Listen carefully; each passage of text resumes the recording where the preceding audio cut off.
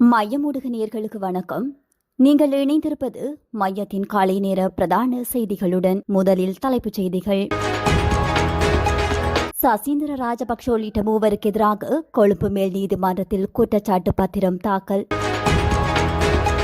தெரணியாக்கலையில் போலீசார் மீது நடாத்தப்பட்ட தாக்குதல் குறித்து விசேட விசாரணை. ஜோசித ராஜபக்ஷ குறித்து முன்னாள் கடற்படை உறுப்பினர்களின் குற்றச்சாட்டுகள் வெளியான தகவல். இளம்பெண் வைத்தியரின் மர்மமான மரணம், ஏமாற்றப்பட்ட பல பெண்கள், காதலன் தொடர்பில் வெளியான தகவல். எரிபொருள் விலை குறைப்பு, QR முறைமை நீக்கம் தொடர்பாக வெளியான புதிய அறிவிப்பு. யாழில் கொன்று புதைக்கப்பட்ட மக்கள், போராட்டக்காரர்களை புறக்கணித்த நீதி அமைச்சர். திருகோணமலையில் பழைய காவல் நிலைய காணியில் 40 தோட்டாக்கள் மீட்பு. பிரபல பாடசாலையில் மாணவி வன்புணர்வு, சம்பவத்தை மூடி மறைத்த அதிபர் மற்றும் உப அதிபர். இடியுடன் கூடிய மழைக்கு வாய்ப்பு, பொதுமக்களுக்கு எச்சரிக்கை. தொடர்வென விரிவான செய்திகள்.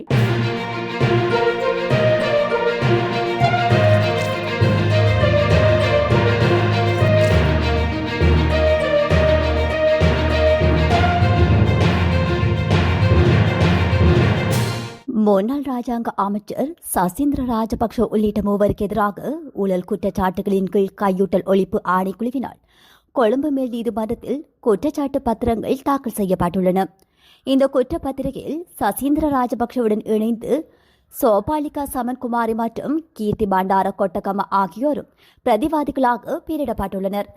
இந்த வழக்கில் 10 குற்றச்சாட்டுகள் முன்வைக்கப்பட்டுள்ளதுடன் சாட்சியாளர்களாக 30 பேரும், வழக்கு சான்று பொருட்களாக 38 ஆவணங்களும் சமர்ப்பிக்கப்பட்டுள்ளன. கடந்த 2022 ஆண்டு மே மாதம் 9ஆம் தேதி நடைபெற்ற போராட்டத்தின் போது செவனகல கிரியிப்பன் பகுதியில் உள்ள மகாவலி அதிகார சபைக்கு சொந்தமான காடியில் சட்டவிரோதமாக கட்டப்பட்ட கட்டடம் உள்ளிட்ட சொத்துக்களுக்கு சேதம் ஏற்பட்டது. இதற்காக 8.8 மில்லியன் ரூபாய் இழப்பீட்டை பெற்றுக்கொள்ளும் நோக்கில் இழப்பீட்டு அலுவலகத்துடன் தொடர்புடைய அரசாங்க அதிகாரிகளுக்கு அழுத்தம் கொடுப்பதற்காக சந்தேக நபர்கள் தங்களது உத்தியோகபூர்வ அதிகாரத்தை பயன்படுத்தியதாக குற்றம் சாட்டப்பட்டுள்ளது. இந்த செயற்பாடானது ஊழல் புரிந்தமை மற்றும் அதற்கு உடந்தையாக இருந்தமைக்கு சமம் என கையூட்டல் ஒழிப்பு ஆணைக்குழு தெரிவித்துள்ளதோடு இந்த விடயம் தொடர்பான வழக்கு விசாரணைகள் கொழும்பு மேல் நீதிமன்றத்தில் முன்னெடுக்கப்படவுள்ளன. தெரணியாக்கலினூரி வீதியில் அமைந்துள்ள வீடுகொன்றை சோதனையிடச் சென்ற அவிசாவளை பிராந்திய குற்றவியல் பணியகத்தின் போலீஸ் உத்தியோகத்தர்கள் குழுவினர் மீது நடாத்தப்பட்ட தாக்குதல் சம்பவம் தொடர்பில் மேலும் பல தகவல்கள் வெளியாகியுள்ளன.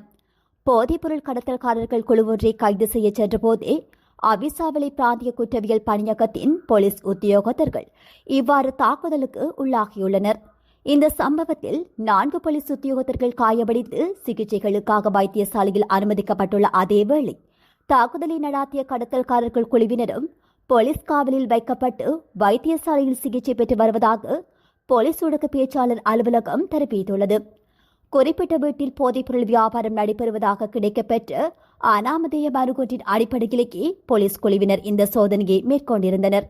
இதன்போது போதைப் பொருட்களுடன் அவ்வீட்டில் இருந்த 4 இளைஞர்களை போலீசார் கைது செய்தனர். எனினும் தங்களிடம் போதைப் பொருட்கள் இல்லை என்றும் போலீசாரை தங்களை தாக்கியதாகவும் கூறி அந்த இளைஞர்கள் போலீசார் மீது குற்றம் சாட்டியுள்ளனர்.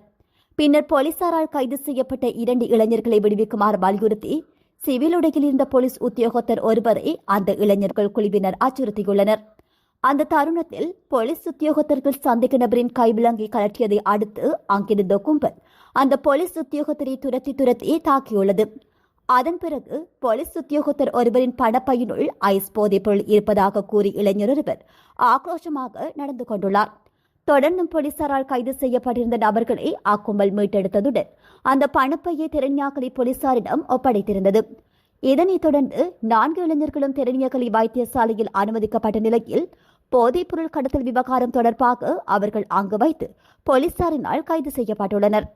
அதேவேளை இந்த இளைஞர்களால் தாக்குதலுக்குள்ளான 4 போலீஸ் உத்தியோகத்தர்களும் சிகிச்சைகளுக்காக அவிசாவளி வைத்தியசாலையில் அனுமதிக்கப்பட்டுள்ளதாக போலீசார் தெரிவித்தனர். இந்த சம்பவம் குறித்து போலீசார் விசேட விசாரணைகளை ஆரம்பித்துள்ளமை குறிப்பிடத்தக்கது. எந்தவிதமான அடிப்படை தகுதியும் இல்லாமல் ஜனாதிபதியின் மகன் என்ற அதிகாரத்தை பயன்படுத்தி சட்டவிரோதமாக ஜோசித ராஜபக்ஷ கடற்படையில் இணைந்தார் என குற்றச்சாட்டு முன்வைக்கப்பட்டுள்ளது. இந்த குற்றச்சாட்டினை நலிந்த ஜாயதிச நாடாளுமன்ற உறுப்பினராக இருந்தபோது நாடாளுமன்றத்தில் பகிரங்கமாக வெளியிட்டிருந்தார். ஜோசித ராஜபக்ஷ முறைகேடாக சட்டத்திற்கு விரோதமாக கடற்படையில் இணைந்து செயற்பட்டிருக்கிறார் எனவும், இவர் யுத்தம் செய்யவும் இல்லை, யுத்தத்திற்கு இவர் பங்காற்றவும் இல்லை எனவும் நலிந்த ஜெயதிச சுட்டிக்காட்டியுள்ளார். கண்டித்தெல்தனிய பகுதியில் கார் ஒன்றிற்குள் மர்மமான முறையில் உயிரிழந்த நிலையில் சடலமாக மீட்கப்பட்ட இளம்பெண் வைத்தியரின் காதலன் தொடர்பில் போலீசார் பல தகவல்களை வெளியிட்டுள்ளனர். அம்பாறை வைத்தியசாலையில் பணியாற்றிய வைத்தியரான 33 வயதான ஷம்ஜா தர்ஷினி என்ற பெண் 17ஆம் தேதி காரொன்றினில் இருந்து சடலமாக மீட்கப்பட்டிருந்தார். ஜூன் மாதம் 3ஆம் தேதி முதல் ஜூன் 16ஆம் தேதி வரை நுவரெலியா பகுதியில் உள்ள ஹோட்டல் ஒன்றில் குறித்த பெண் தனது காதலன் என அறியப்படும் நபருடன் தங்கியிருந்ததாகவும் போலீசார் கண்டறிந்துள்ளனர். ஹோட்டல் அறையின் சிசிடிவி காட்சிகளை ஆய்வு செய்தபோது 16ஆம் தேதி இரவு சுமார் 9:50 மணிகளவில் அந்த பெண்ணின் காதலன் வருகை தந்து சுமார் 40 நிமிடங்கள் தங்கியிருந்த பின்னர் இரவு சுமார் 10:30 மணிகளவில் மயக்க நிலையில் இருந்த அந்த பெண்ணை காரில் ஏற்றி அழைத்துச் சென்றுள்ளமை கண்டறியப்பட்டுள்ளது. இதன் பின்னர் சந்தேக நபரான காதலன் சடலம் தொடர்பில் போலீசாருக்கு அழைப்பினை ஏற்படுத்தி தகவல் வழங்கியதாக சந்தேகிக்கப்படுகின்றது. இந்த நிலையில் தெல்தனியா போலீஸ் அதிகாரிகள் குழு சம்பவ இடத்திற்கு சென்று ஆய்வு செய்தபோது காரின் முன் இருக்கையில் கருப்பு துணியால் மூடப்பட்ட நிலையில் சடலம் இருப்பதை கண்டறிந்துள்ளனர். சந்தேக நபரான அவரது காதலன் தற்போது அப்பகுதியில் இருந்து தலைமறைவாகியுள்ளதுடன் அவர் திருமணமானவர் என்பதும் தற்போது தெரிய வந்துள்ளது. சந்தேக நபர் கணினி மென்பொருள் பொறியியலாளர் என்று செய்திகள் வெளியாகி வருகின்ற நிலையில் அது உண்மையில்லை என போலீசார் தெரிவித்துள்ளனர். குறித்த விசாரணையில் முதலில் அவர் கண்ணருவ பகுதியைச் சேர்ந்து 38 வயது நபர் என தெரிய வந்த நிலையில் அவரது உண்மையான வசிப்பிடம் கொரோனாக நாரமல பகுதியில் என சிரேஷ்ட விசாரணை அதிகாரி ஒருவர் தெரிவித்துள்ளார். சந்தேக நபர் இளம் பெண்களுடன் தொடர்பில் இருந்து அவர்களிடமிருந்து பணத்தை மோசடி செய்துள்ளமை கண்டறியப்பட்டுள்ளது. இந்த விடயம் தொடர்பாக நாடு முழுவதிலும் உள்ள நீதிமன்றங்கள், குற்றப்புலனாய்வு திணைக்களம் மற்றும் பல்வேறு போலீஸ் நிலையங்களில் முறைப்பாடுகளும் வழக்குகளும் நிலுவையில் உள்ளதாக தெரிவிக்கப்படுகின்றது. வழக்கை தலை காரணமாக போலி முடி அணிந்து பெண்களை ஏமாற்றி வந்துள்ளார் என்பது தெரிய வந்துள்ளது. சந்தேக நபர் பெண்ணின் உடலை கொண்டு செல்ல பயன்படுத்திய கார் அம்பாறை பகுதியில் சந்தேக நபருடன் உறவில் இருந்த ஒரு பெண்ணுக்கு சொந்தமானது என்பதும் தெரிய வந்துள்ளது. சந்தேக நபரை கைது செய்வதற்காக மத்திய மாகாணத்திற்கு பொறுப்பான சிரேஷ்ட பிரதி போலீஸ் மா தலைவர் மற்றும் பிரதி போலீஸ் மா தலைவர் ஆகியோரின் தலைமையில் பல போலீஸ் குழுக்கள் ஈடுபடுத்தப்பட்டுள்ளன. இதற்கிடையில் உயிரிழந்த பெண்ணிற்கு பிரேத பரிசோதனை நேற்று தெல்தெரிய வைத்தியசாலையில் சிறப்பு தடவியல் வைத்திய அதிகாரியின் மேற்பார்வையில் நடாத்தப்பட்டுள்ளது. இதன்போது ஒரு முடிவு எட்டப்படாத நிலையில் அவரது உடல் பாகங்கள் மேலதிக பரிசோதனைகளுக்காக அரசாங்க பகுப்பாய்வாளருக்கு அனுப்பப்பட்டுள்ளதுடன் சடலமானது தற்போது அவரது உறவினர்களிடம் ஒப்படைக்கப்பட்டுள்ளதாக போலீசார் தெரிவித்துள்ளனர். இது கொலையா அல்லது வேறு ஏதேனும் காரணத்தால் ஏற்பட்ட மரணமா என்பது இன்னும் உறுதிப்படுத்தப்படவில்லை எனவும் மேலதிக விசாரணைகள் இடம்பெறுவதாகவும் தெரிவிக்கப்பட்டுள்ளது. நாட்டில் QR குறியீடு அடிப்படையிலான எரிபொருள் விநியோக முறை தொடர்ந்தும் நடைமுறையில் இருந்து வருகின்றது. இந்த நிலையில் எரிபொருள் விநியோகத்தின் போது QR குறியீட்டை பயன்படுத்துவதை நீக்குவது தொடர்பில் தொடர்ந்தும் ஆராயப்பட்டு வருவதாக இலங்கை பெட்ரோலிய கூட்டுத்தாபனம் தெரிவித்துள்ளது. ஊடகம் ஒன்றின் கேள்விக்கு பதிலளித்த போதே இலங்கை பெட்ரோலிய கூட்டுத்தாபன தலைவர் DJ ராஜகருணா இதனை தெரிவித்துள்ளார். உலக சந்தையில் எரிபொருள் விலை அதிகரித்த வேகத்திற்கு இணையாக விலை குறையவில்லை என்று இலங்கை பெட்ரோலிய கூட்டுத்தாபன தலைவர் குறிப்பிட்டுள்ளார். எரிபொருளை கொள்வனவு செய்வதற்கு மேலும் எந்தவித தடைகளும் இல்லை எனவும் DJ ராஜகருணா தெரிவித்துள்ளார். இதேவேளை உலக சந்தையில் தற்போது எரிபொருள் விலைகள் வீழ்ச்சியடைந்து வந்த போதிலும் தற்போதைக்கு உள்நாட்டில் விலைகள் குறைக்கக்கூடிய சாத்தியம் இல்லை என தொழிலாளர் அமைச்சரும் நிதி மற்றும் திட்டமிடல் பிரதி அமைச்சருமான அனில் ஜயந்த பெர்னாண்டோ தெரிவித்துள்ளார்.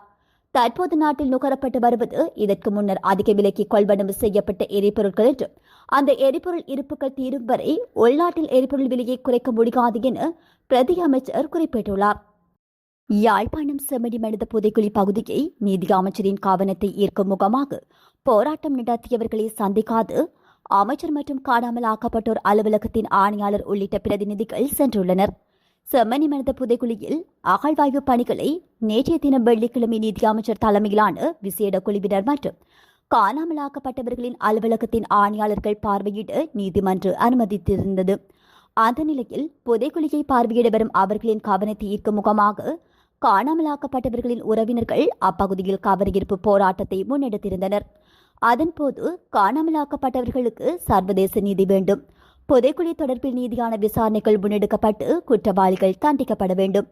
காணாமலாக்கப்பட்டோருக்கான அலுவலகம் வேண்டாம் போன்ற பல்வேறு கோரிக்கைகளை முன்வைத்து போராட்டத்தில் ஈடுபட்டனர். போராட்டம் புதைக்குழி அமைந்துள்ள பகுதியை அண்மித்த பகுதியில் முன்னெடுக்கப்பட்டு போராட்டத்தில் ஈடுபட்டவர்கள் கோஷங்களை எழுப்பியவாறு காணப்பட்ட போதிலும் அவர்களை புறக்கணித்து அமைச்சர் மற்றும் காணாமல் ஆக்கப்பட்டோர் அலுவலகத்தின் ஆணையாளர் உள்ளிட்ட பிரதிநிதிகள் சென்றிருந்தனர். தம்மை புறக்கணித்து தமது கோரிக்கைகளை நின்று கேட்க முடியாதவர்களாக தமக்கான நீதியினை பெற்றுத் தருவார்கள் என நம்ப வேண்டுமா என போராட்டத்தில் ஈடுபட்டிருந்தவர்கள் கேள்வி எழுப்பியிருந்தமை குறிப்பிடத்தக்கது. திருகோணமலையில் ஒரு தொகை தோட்டாக்கள் மீட்கப்பட்டுள்ளன. தம்பலாகம பழைய காவல் நிலைய காணிக்குள் காணியை சுத்தம் செய்யும் போது இவை மீட்கப்பட்டுள்ளன. இந்த விடயம் குறித்து தம்பலாகமம் காவல்துறையினருக்கு அறிவிக்கப்பட்டதை அடுத்து தோட்டாக்கள் மீட்கப்பட்டுள்ளன. இதனையடுத்து நேற்றைய தினம் குறித்த காணிக்குள் விசேட அதிரடி படையினர் மற்றும் காவல்துறையினர் இணைந்து இன்னும் இதுபோன்ற ஆயுதப் பொருட்கள் புதைக்கப்பட்டிருக்கலாம் என்ற சந்தேகத்தில் மோப்பநாயின் உதவியுடன் தேடுதல் நடவடிக்கையில் ஈடுபட்டுள்ளனர். குறித்த பழைய காவல் நிலையத்தை விட்டு புதிய கட்டிடத்திற்கு இடம் மாறி ஒரு வருடத்தினை கடந்துள்ள நிலையில் காணியை துப்புரவு செய்யும் போது சப்பாத்து அணியும் காலுறையில் சுற்றி வைக்கப்பட்ட நிலையில் குறித்த தோட்டாக்கள் மீட்கப்பட்டுள்ளன. சம்பவம் தொடர்பில் தம்பலாகமம் காவல்துறையினர் மேலதிக விசாரணைகளை மேற்கொண்டு வருகின்றமை குறிப்பிடத்தக்கது. அம்பலாந்தோட்டை பகுதியில் உள்ள தேசிய பாடசாலையொன்றில் 15 வயதுடைய பாடசாலை மாணவி ஒருவர் அதே பாடசாலை வளாகத்தில் வைத்து மற்றொரு பாடசாலை மாணவனால் பாரதூரமான முறையில் பாலியல் துஷ்பிரயோகத்திற்கு உள்ளாக்கப்பட்டுள்ளார். இந்த சம்பவத்தை மறைக்க முயன்ற குற்றச்சாட்டின் பேரில் குறித்த பாடசாலையின் அதிபர் மற்றும் உப அதிபர் ஆகியோர் சந்தேகத்திற்குரிய மாணவன் ஆகியோர் நேற்றைய தினம் கைது செய்யப்பட்டுள்ளதாக அம்பலாந்தோட்டை போலீசார் தெரிவித்துள்ளனர். கடந்த மே மாதம் 21ஆம் தேதி அல்லது அதற்கு அண்மித்த தினமொன்றில் பாடசாலையில் நடைபெற்ற விளையாட்டுப் போட்டியின் போது இந்த சம்பவம் இடம்பெற்றுள்ளது. விளையாட்டுப் போட்டியில் கலந்து கொள்வதற்காக வேறு பாடசாலையில் இருந்து வந்து 15 வயதுடைய மாணவன் பாடசாலை கட்டிடங்களுக்கு இடையே மறைவாக இருந்த இடத்தில் வைத்து மாணவியை பாரதூரமான முறையில் பாலியல் துஷ்பிரயோகம் செய்துள்ளதாக தேசிய சிறுவர் பாதுகாப்பு அதிகார சபைக்கு முறைப்பாடு ஒன்று கிடைக்கப்பெற்றுள்ளது. தேசிய சிறுவர் பாதுகாப்பு அதிகார சபை மேற்கொண்டு அறிவுறுத்தலுக்கு அமையும் அம்பலாந்தோட்ட போலீசார் மேலதிக விசாரணைகளை ஆரம்பித்து மேற்படி மூவரையும் கைது செய்துள்ளதாக அம்பலாந்தோட்டை போலீஸ் நிலையத்தின் தலைமை பொறுப்பதிகாரி பிரதான போலீஸ் பரிசோதகர் அமில ராஜபக்ஷ தெரிவித்துள்ளார். கைது செய்யப்பட்டவர்கள் அனைவரும் ஹம்பாந்தோட்டை நீதவான் நீதிமன்றத்தில் முன்னிலைப்படுத்தப்படவுள்ளதுடன் மேலதிக விசாரணைகளை போலீசார் மேற்கொண்டு வருகின்றனர். நாட்டின் பல பகுதிகளில் இன்று மழை பெய்யக்கூடும் என வளிமண்டலவியல் திணைக்களம் தெரிவித்துள்ளது. அதன்படி மேல் சப்ரகமுவ மற்றும் வடமேல் மாகாணங்களிலும் காலி, மாத்தறை, காண்டி மற்றும் நுவரேலியா மாவட்டங்களிலும் பல தடவைகள் மழை பெய்யக்கூடும் என எதிர்ப்பு கூறப்பட்டுள்ளது. அதேவேளை ஊவா மற்றும் கிழக்கு மாகாணங்களிலும் முல்லைத்தீவு மாவட்டத்திலும் சில இடங்களில் பிற்பகல் 2 மணிக்கு பின்னர் மழையோ அல்லது இடியுடன் கூடிய மழையோ பெய்யக்கூடும் என தெரிவிக்கப்பட்டுள்ளது. இதனிடையே இடியுடன் கூடிய மழையின் போது தற்காலிகமாக பலத்த காற்று வீசக்கூடும் என்றும் மின்னல் தாக்கங்களும் ஏற்படக்கூடும் என்றும் வளிமண்டலவியல் திணைக்களம் எச்சரித்துள்ளது. எனவே மின்னல் மற்றும் பலத்த காற்றினால் ஏற்படக்கூடிய பாதிப்புகளை குறைத்துக் கொள்ள தேவையான முன்னெச்சரிக்கை நடவடிக்கைகளை மேற்கொள்ளுமாறு பொதுமக்களுக்கு அறிவுறுத்தப்பட்டுள்ளது. இத்துடன் மையத்தின் காலை நேர பிரதான செய்திகள் நிறைவு பெறுகின்றன. நன்றி.